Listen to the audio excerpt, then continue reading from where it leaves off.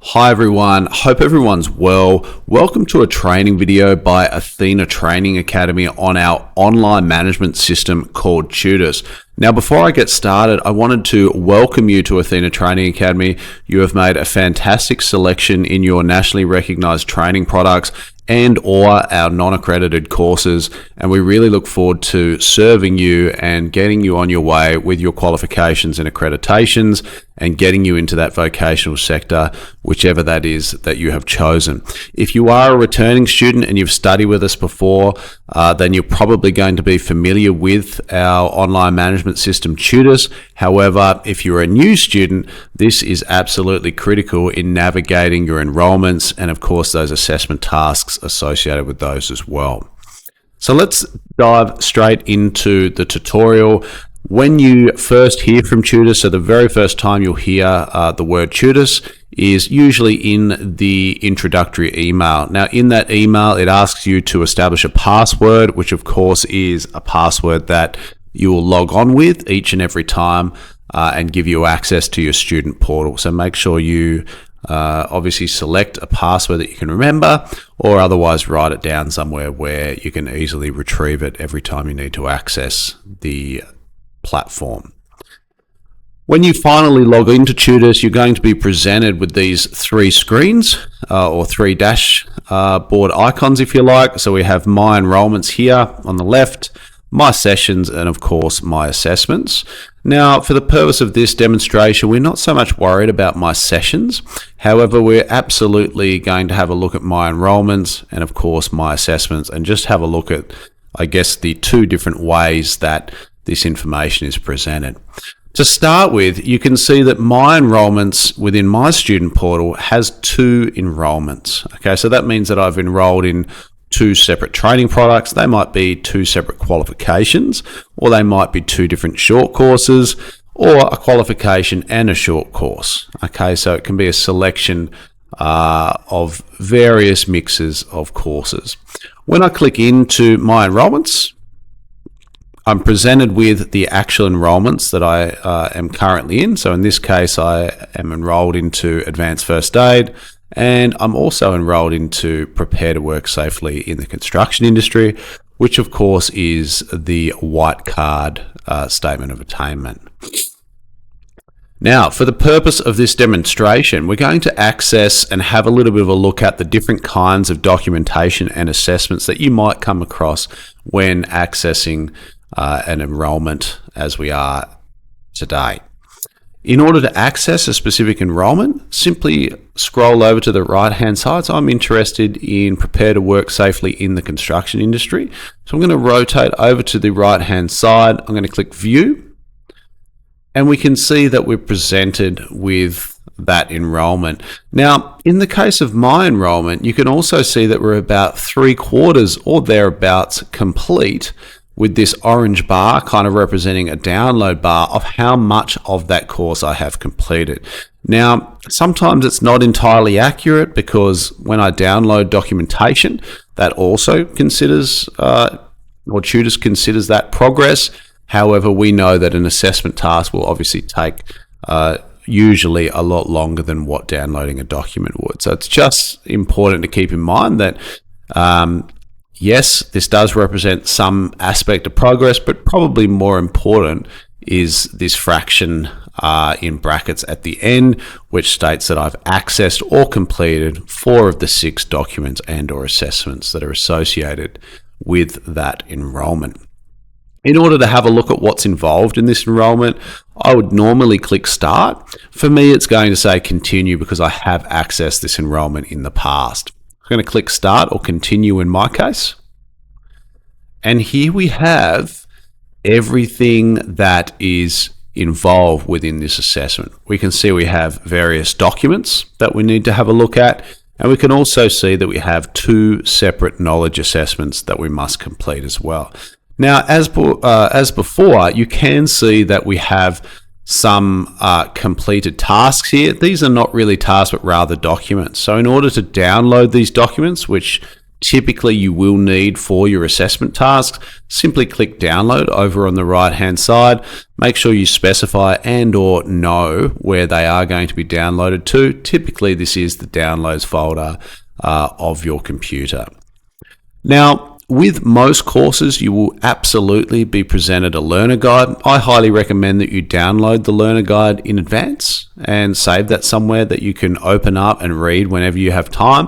Or ideally, I like to bring it up, especially if I'm going to be completing an assessment task, I like to actually bring it up onto a separate screen. If I'm lucky enough to have two screens, I can easily put that up on one of those screens and refer to it as I see fit. So I could download the learner guide. It looks like I've already done that, so I'm happy to bring that up if need be. However, you can see that I also have two knowledge assessment tasks that need completing. So what we're going to do is have a little bit of a look at the types of questions you're likely going to be presented with and how to complete and how to access those types of questions in Tutors. So again, in my case, it's going to say continue. In yours, it will likely say start. I'm presented with the elements and the performance criteria straight from training.gov.au, which is the package criteria that you're going to be assessed against. And really, really important to just keep in mind, just underneath here in the top right-hand corner of this assessment, it says that I'm going to be completing attempt 1 out of 5. So this tells me that I have 5 attempts left, or 4 attempts after this one, in order to complete the assessment task. Scrolling down, I'm going to click start or continue in my case because I have accessed this knowledge assessment previously. Before I do though, really important just to take note of the passing grade, 99.95%. So you can see I need to get most of this correct in order to be considered competent in this assessment. We're going to have a look at some of the types of questions that are going to be in this knowledge assessment. So I'm going to click continue.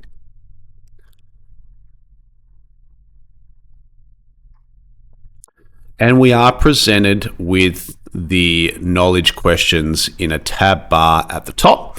If I scroll along, I can see all of the questions I'm going to be asked. In this case, 61 questions in total. Now, it's really important, and I might interject here to say that for most of you that are clicking start on an assessment item for the very first time, you are going to be asked to acknowledge that it is your own work that you're going to be completing. Now, for some of our courses, particularly some of our qualification work, you are going to be required to have a webcam or camera device that takes photos of you approximately every 20 minutes to ensure that you are the person completing that assessment task. There is no reason why somebody else should be completing your assessment. This is about your knowledge, and at the end of the day, if you're honest with yourself, it's really about your learning to ensure that when you get onto that job site, vocational space, that you actually do know what you're talking about and can complete the task in a workplace setting.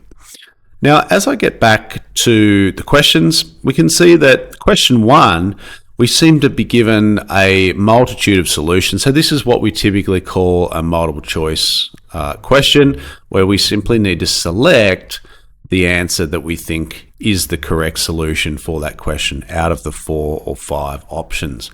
I might point out that some multiple choice questions will have multiple solutions, and that will usually be stipulated in the question. So for example, it will say choose 3 or choose 4, whatever the amount is that's required. There will be some questions where there are multiple correct solutions. So that's just something to keep in mind when you're completing multiple choice questions. Once I've selected my correct solution, or what I think is correct, I'm going to move to the next question. I can either click here or click 2 at the top, which is what I like to do. And you'll notice that the question I've just completed has highlighted itself orange, which means if I go back to it, question 1, you can see that my answer has saved, which is fantastic. Okay, really good just to check that when you move to your next question, that the previous question has highlighted orange, indicating that, of course, it is saved and ready to go. Now, I'm not going to read this question. I'm going to have a bit of a guess. I hope I'm right. I don't encourage you to guess, but for the sake of this demonstration, I'm going to select yet another solution to question 2. and I'm going to move on to question 3. Double check, yes, back to 3. We'll continue to move through. Okay, now as I've completed, or at least I think that I've completed, a multitude of questions, I can see that all of the questions that I have attempted have gone orange or highlighted themselves orange, just to let us know where we're up to. It's really important as well to understand that you don't have to do these questions in order. If you like, you can move to another question that looks more appealing to you, or perhaps in a combination of multiple choice and short answer questions, you might wish to complete those multiple choice questions first and then the long response questions later. It's completely up to you how you decide to complete these questions, whether it's sequential in order or whether or not you have a more of a random approach. Either way, all of the questions will need to be completed before you go ahead and submit this assessment.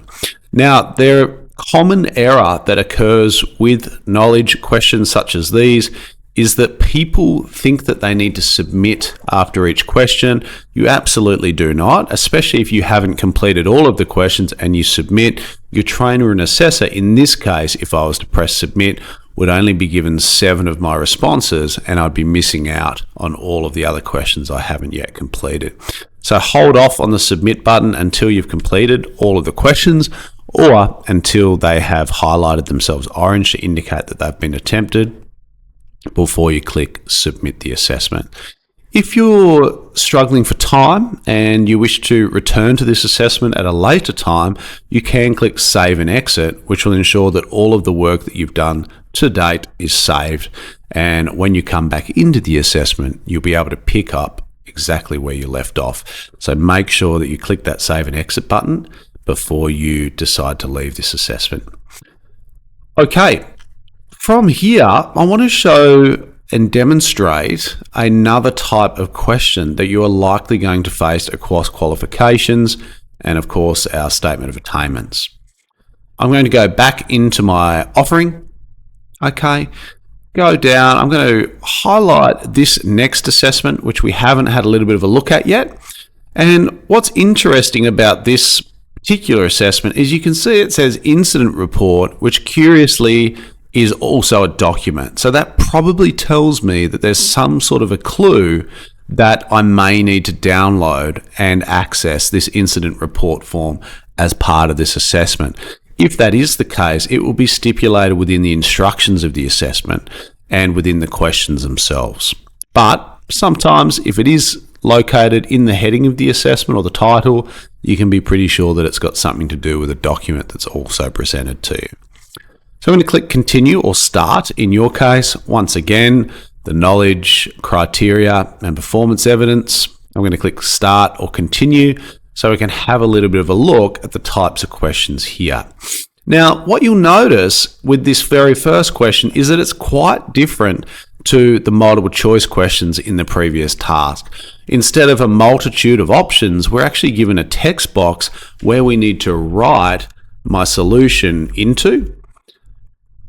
And not only that, I have a variety of options as I would in Microsoft Word or a standard documentation, where if I wish to create subheadings, italicize, underline, anything we can centralize the response, anything that draws to what it is you are trying to say is at your disposal within this long response. So any time that you're asked to justify, explain, you will likely need to do so in a text box such as this in a long response setting. If we move along now to another question, I'm going to jump straight to question 3. We can see that we have a link that's been embedded into the question, and if I click that, it means it's going to take to, in this case, a YouTube video. So it's going to take me to that YouTube, which means I'm going to need to watch that as part of this question. After I've done all of that and I've read the instructions, I can see as also part of the solution, I'm going to need to upload a video of myself. So after I've done that and I have a video of myself conducting whatever task I'm being asked to conduct here, In order to upload, and again, not all of these upload questions will be a video, some will be a photo, some will be a document, some will be some element of evidence related to your course, you do need to click the upload file button, which of course will take you straight to your files, and you'll be able to access the file or video that you need to upload. Once again, we do not click the submit button until all of the questions have been attempted. If I wish to come back, I can click save and exit, meaning all of the work I've done has therefore saved. Okay, at the moment, I want to go back to the dashboard and just show you another handy place that you can access all of your assessments. This is particularly important if you are involved in a qualification or you have multiple short form enrollments, in which case you are going to have assessment tasks spanning across those enrollments. So I'm going to click Dashboard. And instead of clicking on My Enrollments like I did before, I'm going to click on My Assessments. Now, this shows me the only assessments that I need to do still. And you can see I have the knowledge assessments and also the incident report scenario and PPE practical assessment, just like in the enrollment that we had a little bit of a look at. If I had multiple enrollments with multiple tasks, all of those tasks would be listed under this page. I can attempt. I can also see how many attempts I've had and how many I have remaining. And not as important, but the version of that task. And this is important. Sometimes a trainer and assessor might ask you, hey, what version are you running? Particularly if there's been an update. Sometimes it's good to come into this assessment tab and just check that you are the same version that your trainer and assessor is talking about. That is quite rare that would be the case, but it's worth a note. I'm going to click back to the dashboard. And we're going to leave it there. Guys, I hope this has shown you how to use TUTIS, at least at a very basic level. I would encourage you to watch this video again if any of it was confusing, or reach out to your trainer and assessor. If there is any issues with your TUTIS platform, such as an assessment task that you think should be there but is not there, or maybe there was a task or document that was there initially and for some reason as time's gone on it seems to have disappeared, or maybe something's just turned up in your dashboard that you really are not sure about, or it wasn't there beforehand. If this happens to you, I encourage you to reach out to your trainer and assessor, or next time you're in class, just make a mention of it so we can get to the bottom of it for you and alleviate some of that learning anxiety that might be coming into play. Other than that, guys, I really do thank you for your time. I wish you happy learning, and I'm sure you're going to have a fantastic time with your trainer and assessor. As always, if there are any questions, please don't hesitate to give us a call, and our number's always either online or at the bottom of the screen just here, or even better yet, reach us in class next time you're in so we can sort it out and get to the bottom of it with you. In the meantime, happy learning, and we'll see you in class soon.